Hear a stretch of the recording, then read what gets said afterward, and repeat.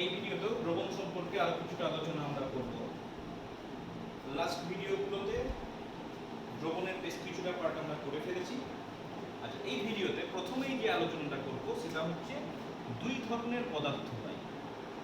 একটাকে বলা হয় কেলাসাকার পদার্থ বা কেলাস, আর একটাকে বলা হয় অনিয়তকার পদার্থ। তাহলে এখন প্রশ্ন হচ্ছে কেলাসাকার পদার্থ কোনগুলো আর অনিয়তকার পদার্থ কোনগুলো। তো সাধারণ অর্থে কেলাসাকার পদার্থ কোনগুলোকে বোঝায়? যদি নির্দিষ্ট ত্রিমাত্রিক জ্যামিতিক গঠন হয় এবং নির্দিষ্ট সংখ্যক সমতল পৃষ্ঠ দ্বারা সীমাবদ্ধ হয়, তাহলে সেটাকে কেলাসাকার পদার্থ বলে। এটা হচ্ছে বাহ্যিক আকারে। আর যদি কেলাসের ভেতরের গঠন দেখতে যাও, তাহলে দেখা যাবে যে কেলাসের মধ্যে যে অণুগুলো আছে, সেই অণুগুলো একটা নির্দিষ্ট জ্যামিতিক, তারাও কিন্তু একটা নির্দিষ্ট জ্যামিতিক আকৃতি বিশিষ্ট হয়, মানে একদম আইডেন্টিক্যাল একটা উপায়ে অণুগুলো পরস্পর বিশিষ্ট। কিন্তু কেলাসের মধ্যে এই অনিয়তকার পদার্থের মধ্যে কিন্তু সেরকম কোনো নির্দিষ্ট সজ্জা বা নির্দিষ্ট আকার থাকে না। অনিয়তকার পদার্থগুলো কেমন হয়? মনে করো এখানে একটা অণু আছে, এখানে একটা অণু আছে, এখানে একটা আছে, এই একটা আছে, এই একটা আছে, এখানে একটা আছে, এরকম একটা, এখানে একটা, মানে এদের মধ্যে কোনো নির্দিষ্ট আকার নেই, র্যান্ডম অণুগুলো সজ্জিত আছে। যেমন আমি উদাহরণ হিসেবে বলি, কেলাস বলতে কপার সালফেট, কপার সালফেটের কিন্তু কেলাস। যেমন আমরা বলি ফিটকিরি, ফিটকিরির নাম হচ্ছে অ্যালাম, এরা কিন্তু কেলাস। কিন্তু যদি বলি কাঁচ, কাঁচ কিন্তু অনিয়তকার পদার্থ। যদি আমি বলি চুন, সেটা হচ্ছে অনিয়তকার পদার্থ। ঠিক আছে? তাহলে নির্দিষ্ট ত্রিমাত্রিক জ্যামিতিক গঠন বিশিষ্ট এবং নির্দিষ্ট সংখ্যক সমতল পৃষ্ঠ দ্বারা সীমাবদ্ধ যদি হয়, তাহলে সেই সমসত্ব কঠিন পদার্থের দানাটাকে বলা হচ্ছে কেলাসাকার পদার্থ। আর অনিয়তকার পদার্থ কোনগুলো? যাদের ক্ষেত্রে কোনো কেলাস হয় না, মানে কঠিন পদার্থে কোনো নির্দিষ্ট জ্যামিতিক আকার নেই, নির্দিষ্ট কোনো আকার নেই, সেইগুলোকে আমরা বলবো অনিয়তকার পদার্থ। তো প্রশ্ন হচ্ছে আমি কেলাস পাবো কি করে? তো কেলাস পাওয়ার জন্য অনেক পদ্ধতি আছে। কিরকম আমি একটু একটু করে বলি। মেনলি আচ্ছা, এরপর থেকে যে আলোচনা হবে সবই কেলাসাকার পদার্থকে নিয়ে, অনিয়তকার পদার্থকে নিয়ে বেশি আলোচনা করব না, কারণ এটা একটু স্পেশাল টাইপের, যে আকারটা ভেতরের অণুগুলোর মধ্যে আকার একরকম, একই রকম, মানে একদম সিমিলার, যে কোনো জায়গা থেকে দেখবে চারদিক থেকে একই রকম দেখতে থাকবে। তো কিভাবে হয়? তো প্রথমে বলি, যদি তোমার কাছে একটা সম্পৃক্ত দ্রবণ আছে, তুমি সেই সম্পৃক্ত দ্রবণ আছে, সেই সম্পৃক্ত দ্রবণ থেকে সেই পদার্থের, মানে যার সম্পৃক্ত দ্রবণ, সেই পদার্থের কেলাস তৈরি করতে চাইছো। কিছুই করতে হবে না, মনে করো একটা উত্তপ্ত অবস্থায় কিছু পরিমাণ সম্পৃক্ত দ্রবণ আছে। তুমি যদি এই সম্পৃক্ত দ্রবণের উষ্ণতাটাকে ধীরে ধীরে কমাও, তাহলেই দেখা যাবে ওই সম্পৃক্ত দ্রবণের নিচে এরকম ছোট ছোট ছোট ছোট দানাগুলো জমা হতে শুরু করেছে, মানে কেলাস তৈরি হতে শুরু করেছে। আর যদি তোমার কাছে অসম্পৃক্ত দ্রবণ আছে, এটা হচ্ছে সম্পৃক্ত দ্রবণ। যদি তোমার কাছে একটা অসম্পৃক্ত দ্রবণ থাকে, তাহলে তুমি সেক্ষেত্রে সেই অসম্পৃক্ত দ্রবণ থেকে কিভাবে কেলাস উৎপন্ন করবে? তো সেটাও এমন কিছু কঠিন নয়, সেটার ক্ষেত্রে নিচ থেকে কিছু পরিমাণ তাপ দিতে হয়। আর একটা কাঁচের, মনে করো তুমি একটা রড মতো নিলে, তুমি নিচ থেকে তাপ দিচ্ছ আর কাঁচের দণ্ডটা দিয়ে আস্তে আস্তে আস্তে আস্তে নাড়াতে শুরু করবে। যদি নাড়াতে থাকো, তাহলে দেখবে একটা নির্দিষ্ট পরিমাণ গরম করার পর বা নাড়াবার পর দেখা যাবে তলদেশে কিন্তু ছোট ছোট ছোট ছোট দানা তৈরি হয়ে গেছে, তৈরি হতে শুরু করেছে। আর যখনই দানা তৈরি হতে শুরু করবে, এরকম কেলাসেট তৈরি হতে শুরু করবে, তখন কিন্তু আর তাপ দেওয়া যাবে না, তাপ দেওয়াটা বন্ধ করে দিতে হবে, এবং আমি যে নাড়াচ্ছিলাম সেই নাড়ানোটাও বন্ধ করে দিতে হবে। কি করতে হবে? তোমাকে এবার ওই জিনিসটাকে, ওই দ্রবণটাকে ধীরে ধীরে ঘরের উষ্ণতায় নিয়ে আসতে হবে, মানে টেম্পারেচার কমাতে হবে। যদি টেম্পারেচার কমাতে থাকো, তাহলেই দেখবে ধীরে ধীরে ধীরে ধীরে আরও কেলাস জলের নিচে বা দ্রাবকের নিচে জমা হচ্ছে এবং আমার কেলাস তৈরি হয়ে যাচ্ছে। আর যদি তুমি সেই ঊর্ধ্বপাতিত হওয়া বস্তুর কথা ভাবো, যেমন কর্পূর, ন্যাপথলিন, এগুলো মনে করো একটা পাত্রে, আবদ্ধ পাত্রে তুমি কিছু পরিমাণ ন্যাপথলিন নিলে, তুমি যদি এটাকে উত্তপ্ত করো, কি হবে? ন্যাপথলিনটা ভ্যানিশ হয়ে যাবে, মানে ভ্যানিশ হবে মানে কি, কঠিন থেকে গ্যাসীয় পদার্থে পরিণত হয়ে যাবে। এখন যদি আবার যদি তুমি উত্তাপটা কমাও, তাহলে কিন্তু দেখা যাবে ওই পাত্রের গায়ে ছোট ছোট ছোট ছোট ন্যাপথলিনের কেলাস তৈরি হয়ে গেছে। ঠিক আছে? তাহলে এই গেল তোমার কিভাবে খুব সহজে আমি কোনো একটা পদার্থের কেলাস তৈরি করতে পারি। সিম্পল, তার সম্পৃক্ত বা অসম্পৃক্ত দ্রবণ থেকে খুব সহজে তৈরি করে দিতে পারি। আর এই যে আমি পদ্ধতির কথা বললাম, যে পদ্ধতিতে কোনো কঠিন পদার্থে বা কঠিন দ্রবের কেলাস তৈরি করা হয়, সেই পদ্ধতিটাকে বলা হচ্ছে কেলাসন পদ্ধতি।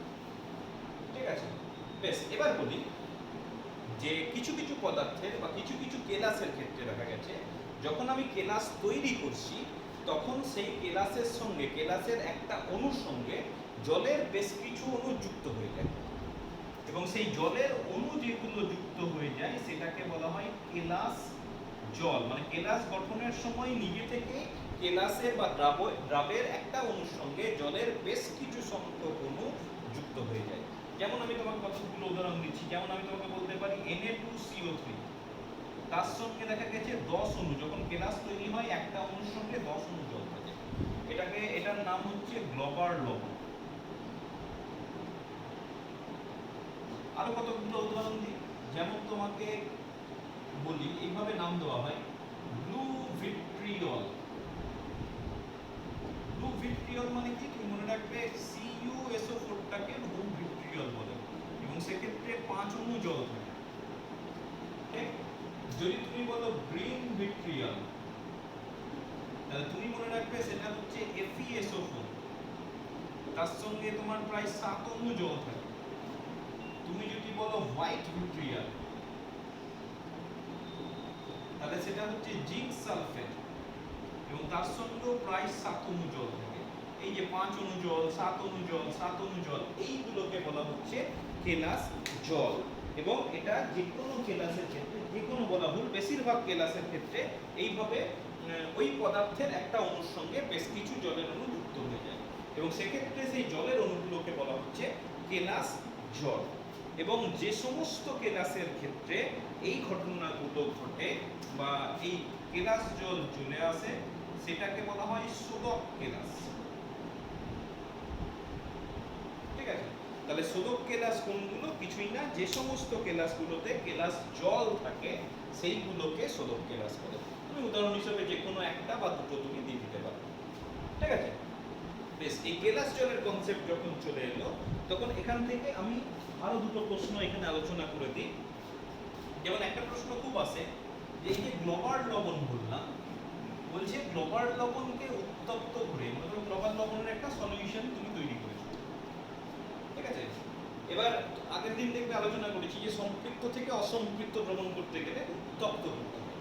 তো প্রশ্ন দিচ্ছে গ্লোবাল লবণকে উত্তপ্ত করে কোনোদিন তুমি অসম্পৃক্ত দ্রবণ পাবে না, কারণ ব্যাখ্যা করো। ঠিক আছে, অসম্পৃক্ত দ্রবণ তুমি তৈরি করতে পারবে না। তাহলে আরেকটু আলোচনাটা মনে করিয়ে দিই, আমি বলেছিলাম যে যদি দ্রাব্যতা লেখটা না হয়, মানে x অক্ষ বরাবর উষ্ণতা আর y অক্ষ বরাবর যদি বস্তুর দ্রাব্যতা প্লট করি, তাহলে গ্লোবাল লবণের ক্ষেত্রে দেখতে পাওয়া যায় একটা নির্দিষ্ট উষ্ণতা পর্যন্ত দ্রাব্যতা বাড়ে, তারপর কিন্তু দ্রাব্যতা কমতে থাকে। এই নির্দিষ্ট উষ্ণতাটা প্রায় ওই 32 ডিগ্রির কাছাকাছি, 32.4 ডিগ্রি বোধহয়, 4 ডিগ্রি সেন্টিগ্রেড। এবার তোমার কি ঘটনা ঘটে যে প্রথমে তুমি গ্লোবাল লবণের একটা সলিউশন বা সাপোজ সম্পৃক্ত দ্রবণ তৈরি করেছো, এবার তুমি ধীরে ধীরে ধীরে ধীরে উত্তপ্ত করছো। তাহলে ধীরে ধীরে উত্তপ্ত করলে কি হবে? প্রথমে দ্রাব্যতা বাড়বে, তাই না? এবার দ্রাব্যতা বাড়বে, ঠিক আছে, 32.4 ডিগ্রি পর্যন্ত বাড়বে।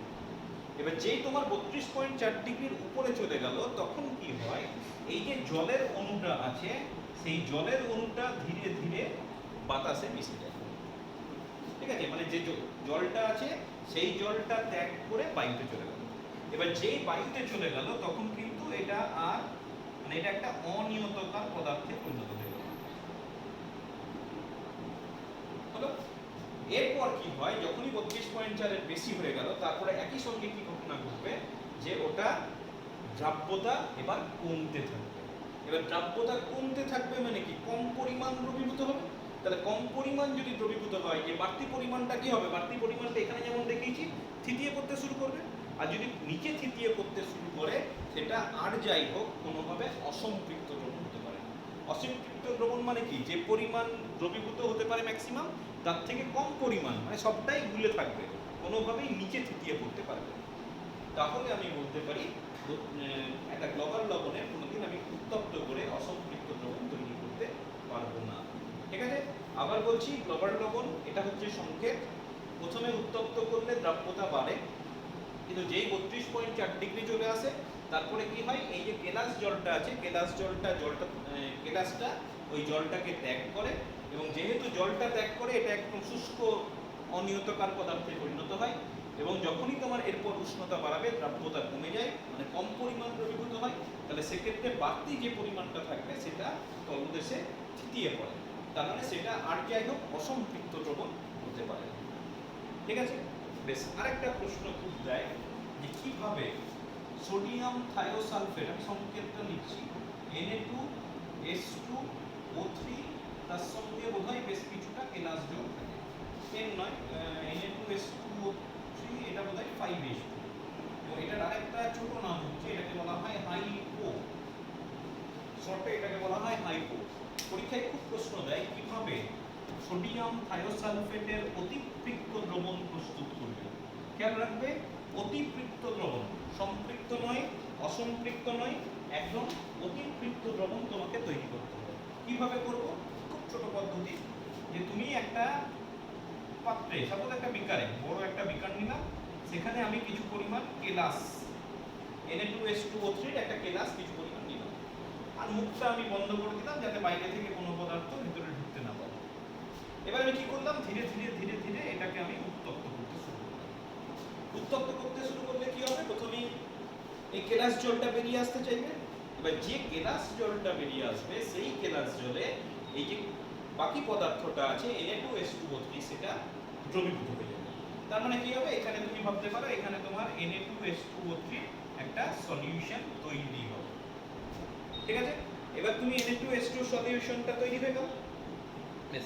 এইবার তোমাকে করতে হবে কি, এই যে গরম করছিলে এতক্ষণ ধরে, সে স্টিম বাথে হোক বা বাইরে থেকে কোনোভাবে তাপ দিয়ে হোক, তুমি এবার তাপ দেওয়াটা বন্ধ করে দেবে, এবং এটাকে না নাড়িয়ে এটাকে ঘরের উষ্ণতায় ধীরে ধীরে ধীরে ধীরে ঠান্ডা।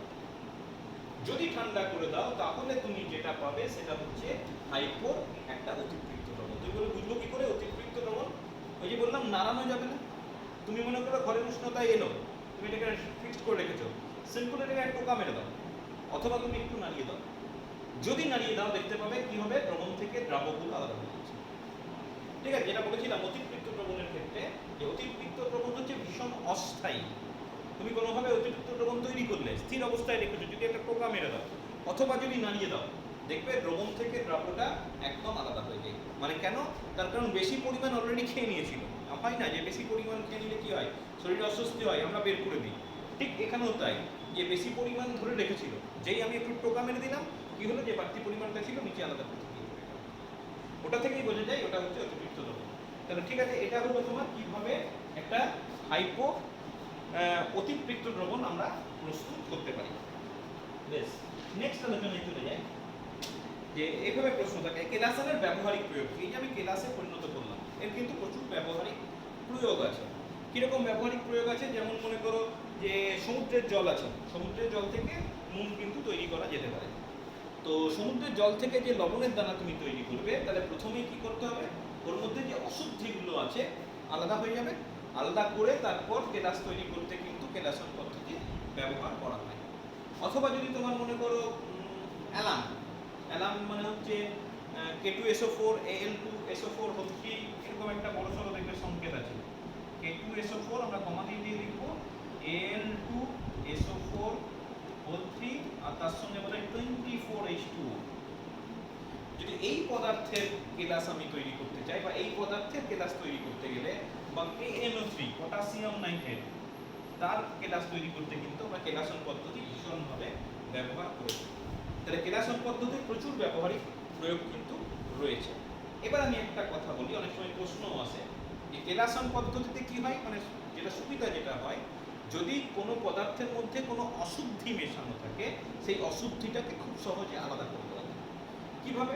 তুমি বলছিলাম যে কেলাসন পদ্ধতি বা কেলাস কিভাবে তৈরি করা হয়, একটা দ্রবণ তৈরি করা হয়। তাহলে দ্রবণ তৈরি করতে গেলে তোমার একটা দ্রাবক লাগবে। তাহলে প্রথমেই তুমি এমন একটা দ্রাবক সিলেক্ট করো যাতে মেন পদার্থটা দ্রবীভূত হয়, অশুদ্ধিগুলো দ্রবীভূত না হয়।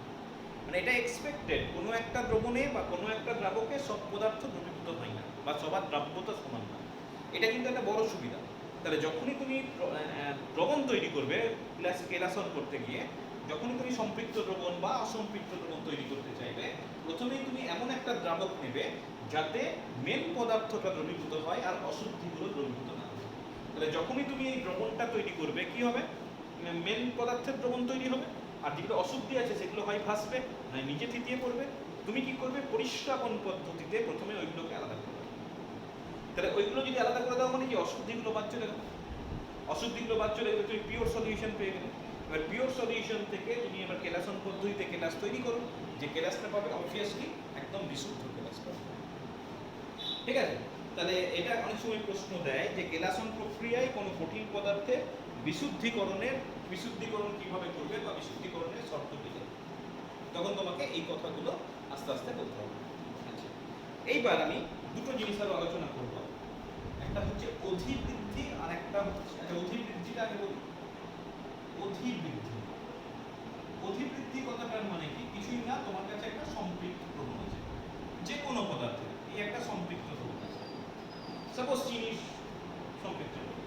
তুমি কি করলে, সুতোর সাহায্যে একটা চিনির দানাকে বা কিছুটা পরিমাণ চিনির দানাকে ঝুলিয়ে দিলে।